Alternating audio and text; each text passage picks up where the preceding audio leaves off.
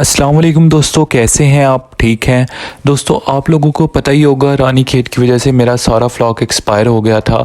कुछ मुर्गियां थी जिनको सिर्फ मैं बचा पाया था, उसमें से एक ये मुर्गा था, एक और मुर्गी थी जिसको मैंने कुड़ुक बिठा दिया था, और मेरे कुछ चूज़े थे जिनको मैं बचा पाया था। दोस्तों, जब मेरी मुर्गी एक्सपायर हुई तो बहुत ज़्यादा दुख लगा, लेकिन दुख के साथ ही साथ मुझे थोड़ा बहुत पता भी चला रानी खेत के बारे में, क्योंकि रानी खेत पहली दफ़ा मेरे घर आई थी, तो इसकी वजह से मुझे काफ़ी एक्सपीरियंस मिला, चीज़ों के बारे में पता चला। वो सारी चीज़ें मैं आपको आज की वीडियो में बताऊंगा, जिससे आपको पता लग जाएगा कि कब आपके परिंदों को रानी खेत है, और कोशिश करूंगा रानी खेत से मुतल्लिक जितनी भी इन्फॉर्मेशन मैं बता सकूं आप लोगों को बताऊंगा, क्योंकि रानी खेत मेरे घर आई थी, मेरा सारा फ्लॉक एक्सपायर हो गया था, तो मैंने नोट भी किया था काफ़ी चीज़ों को इस बारी कि इंशाल्लाह नेक्स्ट टाइम ऐसा कोई सीन ना हो। तो दोस्तों, सबसे पहले बात कर लें कि ये बीमारी होती क्या है। दोस्तों, इस बीमारी को रानी खेत कहते हैं, या इंग्लिश में इसको न्यू कासल डिजीज़ कहते हैं। ये कोराइज़ा, CRD, मार्क्स डिजीज़, इन सब से मुख्तलिफ होती है। CRD में जो होता है ना, सांस के मसाइल होते हैं, वो भी इसमें होता है। कोराइज़ा वाले मसाइल भी होते हैं और मार्क डिजीज़ वाले मसाइल भी होते हैं, लेकिन ये इन तीनों से अलग होती हैं। तो इसको न्यू कासल डिजीज़ इंग्लिश में भी बोलते हैं। अच्छा, ये होती कैसे है दोस्तों? ये वायरस की वजह से होती है। मैं आपको पहले वीडियो में बता चुका हूँ कि वायरस से होने वाली जितनी भी बीमारियाँ होती हैं वो बहुत ज़्यादा ख़तरनाक होती हैं और वो बहुत ज़्यादा जानलेवा होती है। अब वायरस क्या चीज़ होती है? वायरस दोस्तों ऐसी चीज़ है कि जो बाहर अगर पड़ी है तो वो नॉन लिविंग है, वो एक्टिव नहीं होता, लेकिन जब उसको टच कर ले कोई परिंदा, इंसान या जानवर, तो उसकी बॉडी के अंदर जाके वो एक्टिव हो जाता है, और जिसकी वजह से फिर वहाँ पे वो ग्रोथ करता है, और फिर जो आपका परिंदा होता है ना, उसको बहुत ज़्यादा नुकसान पहुँचाता है। अब होता तो वायरस की वजह से है, लेकिन एक परिंदे से दूसरे परिंदे में ये बिल्कुल फैल जाता है आसानी से। क्या होता है, जब आप बीमार परिंदा कहीं से लाते हैं, बाहर डरबे टापे वगैरह से, तो उसके अंदर जरासीम होते हैं, और जब आप उसको हेल्दी परिंदों के साथ रखते हैं तो उसकी बीट के ज़रिए, उसके जिस्म के अंदर और जितना पानी है या खून है, इन सब चीज़ों के ज़रिए वो एक परिंदे से दूसरे परिंदे की तरफ मुंतकिल हो जाता है। इस तरीके से आपका जो फ्लॉक है, सारे का सारा फ्लॉक बीमार हो जाता है। और वैसे भी दोस्तों, मुर्गियों में कोई भी छोटी से छोटी बीमारी होती है, इन्फ्लुएंजा हो गई या रानी खेत हो गई, या बहुत जल्दी एक से दूसरे को लगती है। अब दोस्तों, रानी खेत जो होता है उसका इंक्यूबेशन पीरियड, यानी कि वो कितने दिन आप परिंदे की जिस्म में रहता है, वो तकरीबन 2 दिन से शुरू होता है और तकरीबन 14-15 दिन तक जिस्म में रहता है, तब तक फैलता रहता है, और उसके बाद फिर वो नेचुरली ख़त्म हो जाता है। लेकिन दोस्तों, होता ही है कि उसके ख़त्म होने से पहले ही अक्सर आपके परिंदे ख़त्म हो जाते हैं, और अगर आपका परिंदा ख़त्म नहीं होता, किसी तरीके से बच जाता है, तो उसके आफ्टर इफ़ेक्ट्स बहुत ख़तरनाक होते हैं। बाद में आपके परिंदे के ऊपर बहुत ज़्यादा असरात होते हैं, उसकी टांगों से लाचार हो जाता है, खाना पीना छोड़ देता है, बहुत ज़्यादा कमज़ोर हो जाता है, और फिर अगर उसकी अच्छे से देखभाल ना हो तो अल्टीमेटली वो दोबारा से फिर वो बच नहीं पाता। अब दोस्तों, इसके सिम्टम्स क्या होते हैं, इलामात कौन सी होती है? परिंदा खाना बिल्कुल छोड़ देता है, परिंदे को खांसी, जैसे कफिंग कहते हैं, वो होती है। परिंदा मुंह खोलकर सांस ले रहा होता है, उसके नाक में से मटेरियल निकल रहा होता है, नाक में से पानी निकल रहा होता है, आंखों में से पानी निकल रहा होता है, और उसे सबसे बड़ी बात ये होती है कि उसको डायरिया हो जाता है, यानी वो सब्ज़ और सफ़ेद कलर की बीठे पतली पतली करने लग जाता है।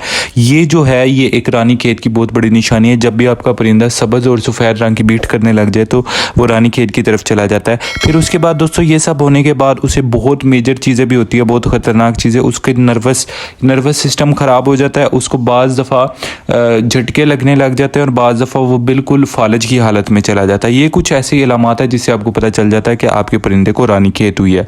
अब दोस्तों, ये रानी खेत इतना ख़तरनाक है, ये परिंदों में, मुर्गियों में होने वाली सबसे ज़्यादा जो अमवात होती है वो रानी खेत की वजह से ही होती है। क्यों? इसकी वजह यह है कि मुर्गी में 3 जगहों पे अटैक करता है।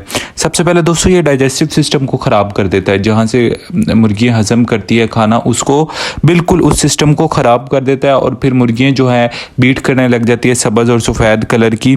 उसके बाद दोस्तों, ये रेस्पिरेटरी सिस्टम को, जहाँ से सांस लेती है, उस सारे सिस्टम को ख़राब कर देता है। जो गला होता है वो पूरा ब्लॉक हो जाता है रेशे से, और मुर्गियाँ जो है सांस भी नहीं ले पा रही होती, और सीटी जैसे उनके मुँह से आवाज़ आ रही होती है, और जब उनको सांस लेने का मसला होता है किसी भी परिंदे को, किसी भी जानवर को, तो उसको बहुत ज़्यादा मुश्किलात पेश आती है। और तीसरा ये कि ये नर्वस अटैक करती है, यानी कि मुर्गियों के दिमाग पे जाके अटैक करने लग जाती है, जिसकी वजह से उन्हें पता नहीं चलता उन्होंने करना क्या है, उनको कुछ समझ नहीं आ रहा होता, साथ साथ उनको झटके लगने लग जाते हैं, पैरालिसिस हो जाता है, यानी कि फौलज की हालत में चले जाते हैं, और परिंदा बहुत ज़्यादा कमज़ोर हो जाता है। ये जब सब इलामात आती है तो समझे आपका परिंदा है रानी खेत में चला गया है। बहुत ख़तरनाक बीमारी है, हद से ज़्यादा ख़तरनाक बीमारी है।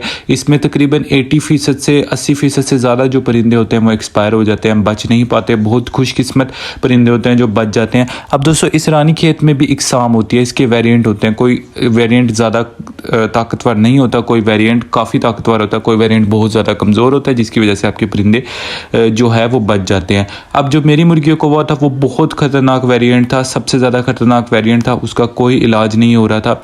वो भी इस वजह से हुआ था कि 2 मुर्गियाँ आ गई थी बीमारी वाले, उनकी वजह से पूरे फ्लॉक में वो फैल गया और फिर पूरे फ्लॉक में सारे परिंदों को उसने एक्सपायर कर दिया। असील मुर्गियाँ जो हैं दोस्तों वो उनकी थोड़ी बर्दाश्त ज़्यादा होती है, वो 2 से 3 दिन गुजार देती है, लेकिन जो छोटे फैंसी ब्रीड्स होते हैं वो बहुत जल्दी एक्सपायर हो जाते हैं इस बीमारी की वजह से। मुर्गियों में होने वाली सबसे ख़तरनाक, जिसको कहते हैं ना सारी बीमारियों की माँ बीमारी, ये होती है रानीखेत।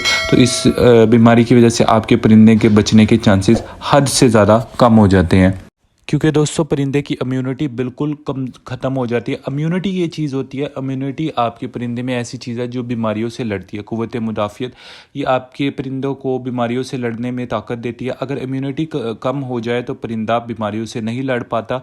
अगेन क्योंकि ये वायरस से होने वाली बीमारी है तो इसका इलाज मुमकिन नहीं होता। वायरस से होने वाली जितनी भी बीमारी होती है उनको डायरेक्ट आप दवाइयाँ देकर ठीक नहीं कर सकते।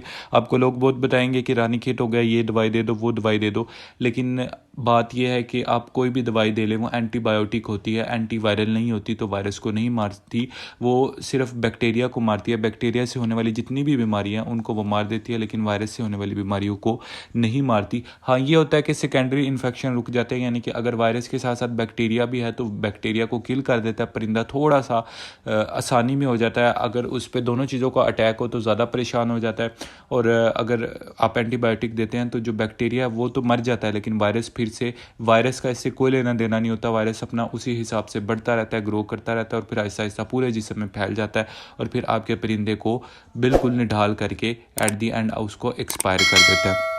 अब दोस्तों ये इतनी ख़तरनाक बीमारी है, तो इतनी ख़तरनाक बीमारी में से भी मैंने अपना एक पट्ठा और एक मुर्गी और चूज़े कैसे बचा लिए, तो वो मैं आपको एक नेक्स्ट वीडियो बनाऊंगा इंशाल्लाह। उसमें आपको डिटेल से बताऊंगा कि रानीखेत अगर आ जाए तो आप क्या ऐसा कर सकते हैं कि आपके परिंदे जो हैं वो इस बीमारी से बच सकें और सेफ़ हो सकें।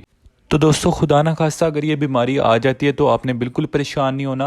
अल्लाह ताला ने जितनी भी बीमारियाँ दी होती हैं उनका कोई ना कोई इलाज मुमकिन होता है। तो इंशाल्लाह मेरा जितना भी एक्सपीरियंस था ना वो मैं इंशाल्लाह अगले वीडियो में बताऊंगा कि कैसे मैंने अपने बीमार मुर्गे को, सिर्फ एक मुर्गे को कैसे बचा पाया, लेकिन किस तरीके से वो बच गया। तो उम्मीद करता हूँ कि आज की वीडियो आपको अच्छी लगी होगी। अगर वीडियो अच्छी लगी है वीडियो को लाइक कर दीजिएगा, और इंशाल्लाह हम मिलेंगे अगली वीडियो में। अपना बहुत ख्याल रखिएगा। अल्लाह हाफिज़।